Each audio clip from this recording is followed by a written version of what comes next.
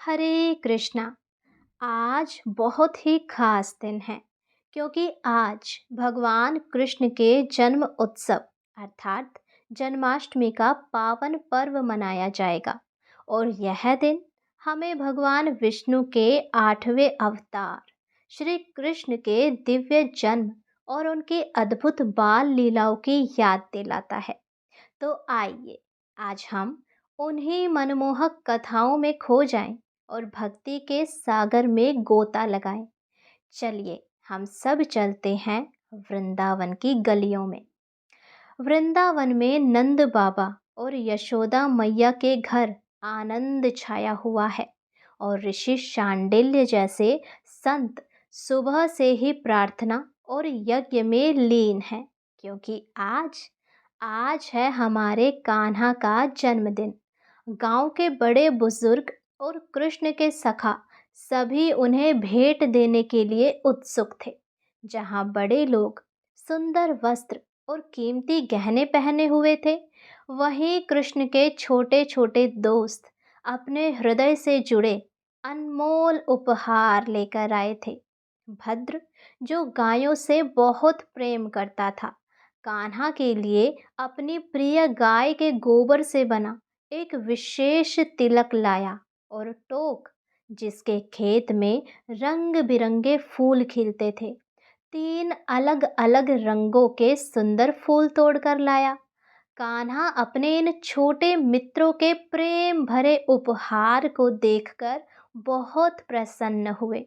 उनके लिए ये महंगे तोहफों से कहीं अधिक मूल्यवान थे, क्योंकि उनमें था उनके सखाओं का प्रेम।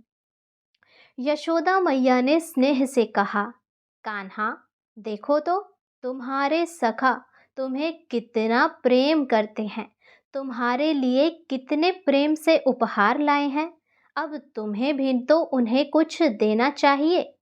यशोदा मैया ने कुछ सुंदर वस्त्र और आभूषण कृष्ण के मित्रों के लिए निकाल कर रखे, जिन्हें आज की भाषा में रिटर्न गिफ्ट कहते हैं।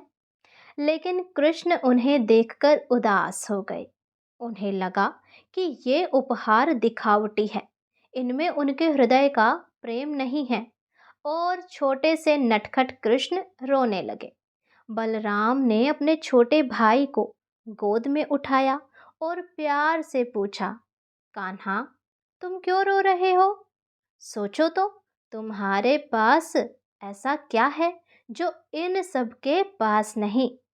अब कृष्ण ने कुछ पल सोचा और अचानक उनके चेहरे पर एक खिलखिलाती प्यारी सी मुस्कान आ गई। वह बलराम की गोद से उतरे और अपने सभी सखाओं के पास जाकर उन्हें गले लगाने लगे। यह लो, कृष्ण ने कहा, यह है मेरा उपहार। कृष्णा ने हर अपने सखा को अपनापन दिया, अपना स्नेह दिया। उनके सखा की खुशी का तो कोई ठिकाना ही नहीं रहा। उन्हें कृष्ण का यह प्रेम भरा उपहार सभी वस्तुओं से बढ़कर लगा।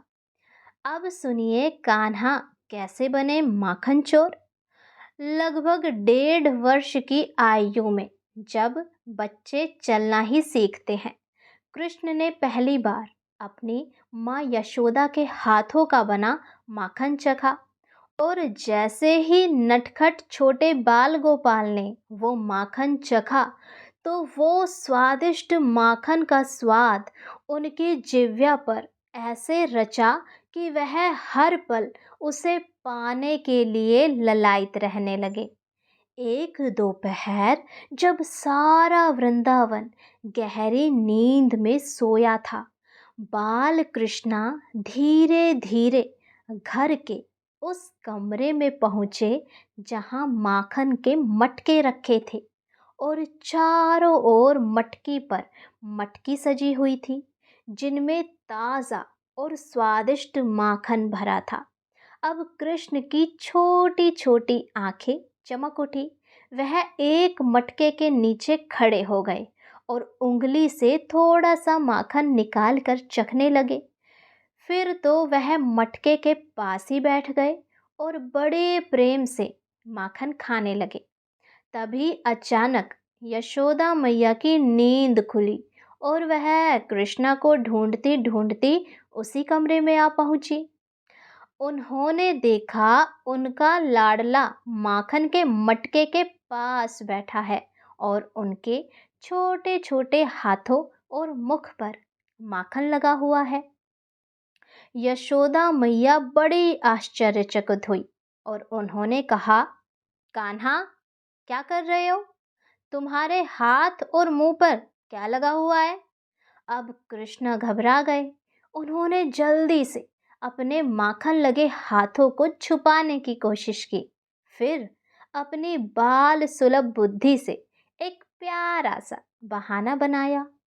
मैया, कृष्ण बोले, मेरे सोने के कंगन बहुत गर्म हो गए थे। मैं उन्हें ठंडा करने के लिए इस ठंडे माखन में डाल रहा था। यशोदा मैया को हंसी आ गई। क्या सच में, मेरा कान्हा?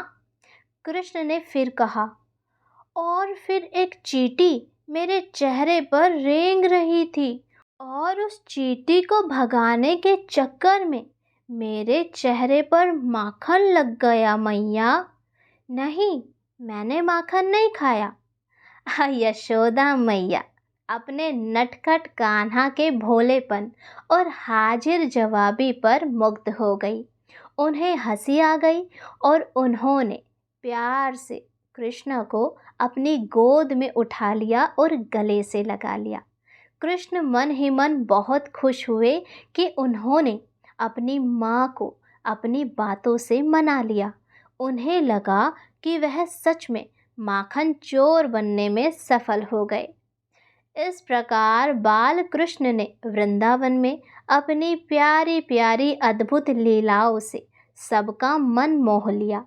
उनके हर शरारत में प्रेम और आनंद भरा होता था। जन्माष्टमी का यह पर्व हमें उन्हीं दिव्य क्षणों की याद दिलाता है और हमें सिखाता है कि सच्चा प्रेम और निस्वार्थ भाव ही जीवन का सार है। भगवान कृष्ण की यह बाल लीलाएं हमें उनके प्रति और अधिक प्रेम और भक्ति से भर देती है। तो आइए आज के इस परम दुर्लभ पावन दिन जन्माष्टमी श्री कृष्ण जी के जन्म दिवस पर हम सभी कृष्ण जी के नटखट बाल लीलाओं को खुद भी सुने, अपने बच्चों को भी सुनाएं और अपने सगे संबंधियों सभी के पास भेजें, ताकि हर घर में कान्हा जी की भक्ति जागृत कर पाएं। यदि आपने अभी तक अपने इस चैनल को सब्सक्राइब नहीं किया है तो जल्दी से कर लीजिए। और जन्माष्टमी के बाद एक अति पावन और दुर्लभ एकादशी आ रही है, जिसे अजा एकादशी और अन्नदा एकादशी कहते हैं। उसका भी श्रवण अवश्य करें। हमने एकादशी की जानकारी की वीडियो इसी चैनल पर डाल दी है और बहुत जल्द हम उसकी कथा भी लेकर आएंगे। और अभी के लिए कृष्ण जी के जन्म दिवस के आनंद में आनंदित हो जाइए। तो बोलिए, हाथी घोड़ा पाल की, जय कन्हैया लाल की, यशोदा के लाला भयो, जय कन्हैया लाल की, हे नंद के आनंद भयो, जय हो नंद लाल की। राधे राधे। हरे कृष्णा। नटखट बाल गोपाल आप सभी पर अपनी कृपा बनाए रखे। राधे राधे।